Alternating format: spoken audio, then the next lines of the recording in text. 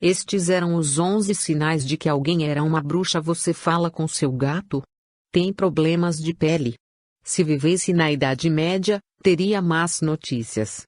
A acusada de bruxaria era arrastada para um rio ou lago, despida e amarrada. Então, era arremessada para ver se flutuava. A premissa era de que a água rejeitaria a bruxa, se flutuasse era bruxa. Não flutuasse. Que pena, né? As inocentes deveriam ter mais peso que o texto sagrado. Se pesasse menos que uma Bíblia, que, na época em que eram enormes e manuscritas, podiam chegar a 80 quilogramas, era bruxa. A bruxa deveria recitar em voz alta, de memória e sem enganos, passagens das Sagradas Escrituras. O Pai Nosso era um dos trechos prediletos. A vítima da bruxaria era tocada pela bruxa que supostamente lhe enfeitiçou. Caso o toque provocasse reação, estava comprovado o sacrilégio. A urina da acusada era misturada a uma receita de bolo e entregue a um cão. Caso a pessoa sentisse as mordidas na própria pele, era considerada culpada. Essa ainda hoje é um clichê: bruxas têm verrugas na ponta do nariz. A pele era vistoriada. Verrugas, pintas, cicatrizes ou marcas de nascença podiam ser consideradas provas de que o diabo havia tocado a bruxa. Uma pessoa possuída era posta na mesma sala que a suspeita, que era forçada a gritar para o demônio para sair do corpo da vítima. Caso melhorasse, a bruxaria estava comprovada. Se a ré fosse vista em sonhos ou aparições, era prova de que seria bruxa, já que as feiticeiras podiam projetar seu espírito para fora do corpo. Caso a suposta bruxa tocasse uma pessoa no meio de um transe ou ataque e ele melhorasse, estava comprovada sua culpa. Ter em casa equipamentos próprios para rituais de magia, como velas, certas plantas ou um pilão e morteiro para misturar ingredientes era um caminho direto para a fogueira. Conversar com bichos de estimação, particularmente gatos, também era sinal de pacto com o demônio. Bruxas na Idade Média, a verdade por trás das acusações: dezenas de milhares queimaram sob a acusação de bruxaria. Haveria algo de real por trás do pânico? Já entrado nos 50, o burgomestre, prefeito, de Bamberg estava em profunda depressão quando decidiu passear pelo campo de sua propriedade. Sentou-se no chão para chorar. Então foi interrompido por uma estranha aparição, um súcubo, um demônio que se fantasia de mulher para seduzir os homens. Que então perguntou por que estava tão triste. Ele respondeu que simplesmente não sabia. Então a criatura se aproximou e se transformou num bode, que falou: agora você sabe com quem está lidando. O bode exigiu a Johannes Junius, esse era seu nome, que se entregasse a ele, ou seria morto. O burgomestre gritou: Deus, me salve disso, e o monstro sumiu. Apenas para retornar com mais demônios. Junius então cedeu, negou a Deus e passou pelo batismo negro. Depois disso, uma rede de satanistas na cidade de Bamberg se revelou a ele, e o convidou a celebrar sabás negros. A história acima: Junius contou a seus inquisidores, em 5 de julho de 1628, após uma semana sendo pendurado pelos punhos com as mãos para trás, tendo os dedos apertados até sangrarem, e as pernas pressionadas até quase seus ossos se partirem. Segundo ele próprio, na carta final à sua filha, apenas uma história que ele inventou para parar o suplício. Junius sabia o que os caçadores de bruxas queriam ouvir. Sua colorida narrativa foi aceita como realidade. Mas seus acusadores não estavam satisfeitos. Queriam nomes: quais eram esses satanistas que encontrou, ou haveria mais tortura? E nomes ele teve de dar. Foi por essa mesma armadilha viciosa que o próprio Junius havia caído. Sua esposa e um amigo o haviam denunciado antes de queimarem. Bamberg arderia por mais 3 anos, até que a população começou a questionar o tribunal, pois ninguém estava seguro. A loucura terminaria quando tropas protestantes invadiram a cidade, em meio à Guerra dos 30 Anos. Ninguém esperava a Inquisição. O prefeito em desgraça não era o caso mais típico, ele era homem e rico. A grande maioria dos até 100.000 mortos acusados de bruxaria era de mulheres, muitas delas pobres. Bruxas, mulheres com poderes mágicos e más intenções, são parte do folclore de quase todas as culturas, dos astecas aos zulus. Na Europa, em meio ao declínio do feudalismo, a partir do século XIII, inicia-se um processo de êxodo para as cidades, que duraria séculos, acompanhado por uma série de revoltas camponesas por toda a Europa, que alteram a relação entre servos e senhores feudais. E a relação das mulheres com as normas sociais vigentes. À medida que os camponeses passam a conquistar mais liberdades, seja passando de uma relação feudal a uma relação dinheiro-aluguel, seja funcionando como contratados, e não como semi-escravos a serviço perpétuo de um senhor-traço, as mulheres passam a conquistar mais liberdades também. O que não necessariamente significava uma vida materialmente melhor, pois com ela vinha a perda de garantia de alimentos e moradia. Daí as revoltas. O processo de substituição do modelo feudal pelo capitalista, como explica a historiadora italo-americana Silvia Federici em seu livro Caliban e a Bruxa, Mulheres, Corpo e Acumulação Primitiva, levou ao êxodo das aldeias para as cidades e, nesse ínterim, mulheres começaram a exercer funções e profissões para além das casas e terrenos familiares, seja como pedreiras, seja até mesmo como cirurgiãs, e comumente como prostitutas. Essa aparente liberdade das mulheres, que mesmo exercendo em geral atividades inferiores estavam menos sujeitas ao controle dos homens, não passou desapercebida pela Igreja. A Inquisição havia nascido no século XII como forma de eliminar heresias como o catarismo e o valdismo. Mais de um século depois, passou a olhar para a bruxaria como uma forma de heresia. Até então, muitos dos próprios papas poderiam ser acusados de tal prática, dado o enorme interesse de alguns deles pela alquimia e pura e simples magia. As primeiras medidas que dariam início à Inquisição começam a ser postas em prática em 1184 com o Papa Lúcio III, a chamada Inquisição Episcopal. Com o Papa Inocêncio II acontece a Primeira Cruzada Inquisitória, contra os cátaros, também chamados albigenses, em 1198.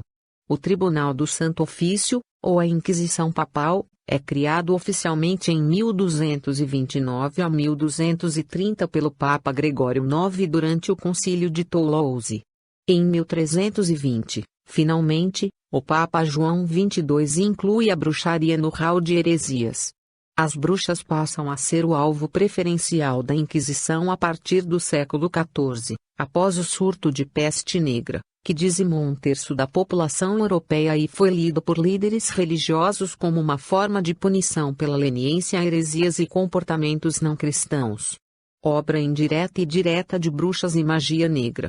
O best-seller Assassino. A criação da prensa de Gutenberg é comumente vista como um instrumento de elucidação das massas.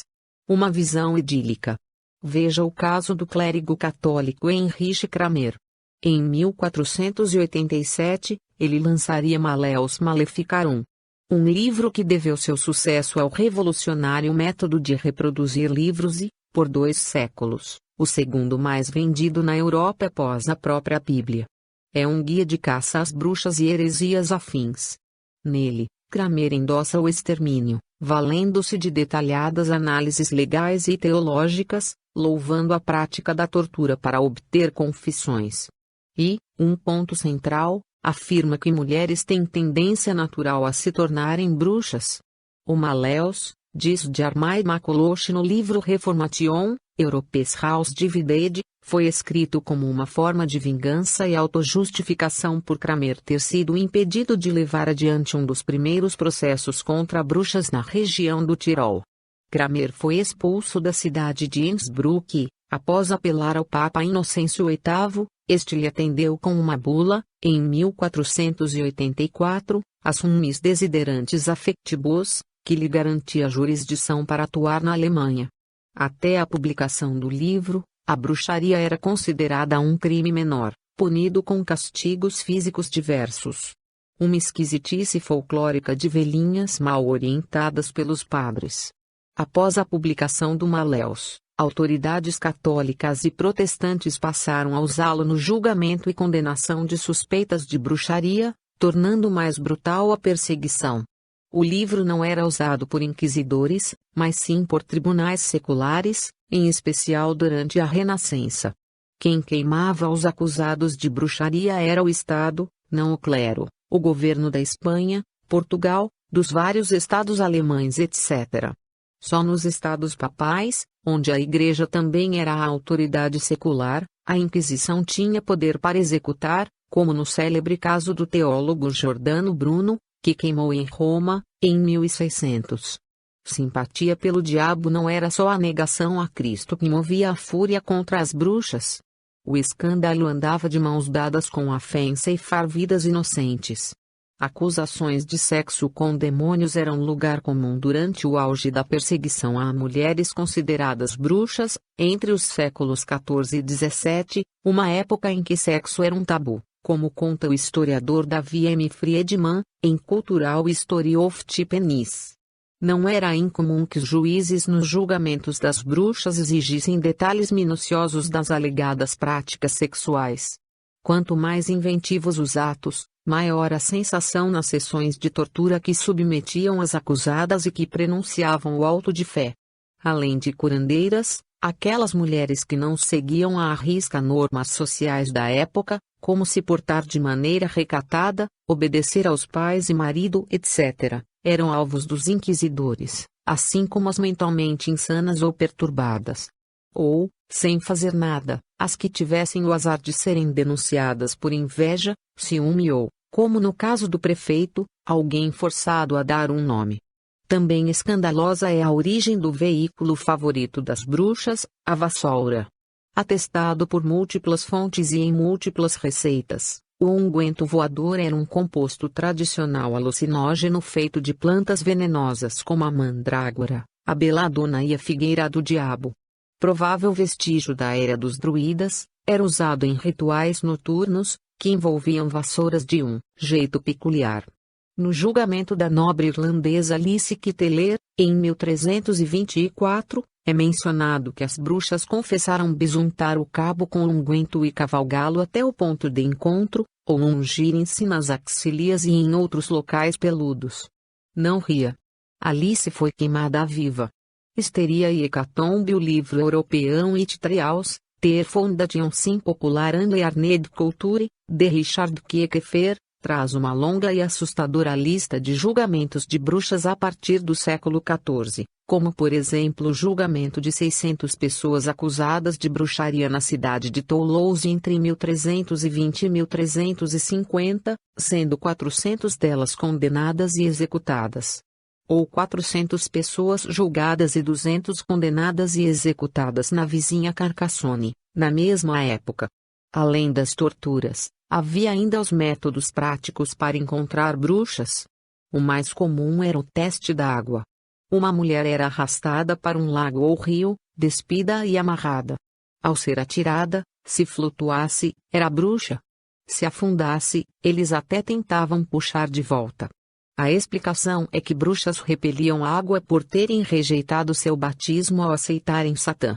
Mas não era a única, também disseram que era por serem anormalmente leves. E assim surgiu o teste do peso: se a ré pesasse menos do que se imaginava normal, era bruxa.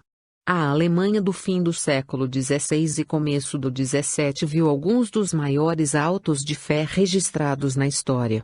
Junto a Johannes Junius, pelo menos 1000 pessoas foram executadas em Bamberg, 1626-1631, e em Trier, 1581 a 1593. Na mesma época, mais 250 em Fulda, 1603 a 1606, e 900 em Wurzburg, 1626 a 1631. No século seguinte, a caça às bruxas se tornou a peça número 1 da denúncia dos iluministas aos abusos da religião e superstição. Aos poucos, a loucura iria se arrefecendo. A última pessoa a ser morta por acusação de bruxaria foi Anna Goldie, na Suíça. Foi acusada de materializar magicamente vidro e agulhas no pão e leite da filha de Jacob Tschudi, para quem trabalhava como doméstica. Torturada, falou ter feito um pacto com o diabo, na forma de um cachorro preto que se materializou do nada. A caça às bruxas então já era bem desmoralizada. Goldie foi acusada formalmente de envenenamento, não bruxaria, ainda que a lei não prescrevesse pena de morte para tentativa de envenenamento.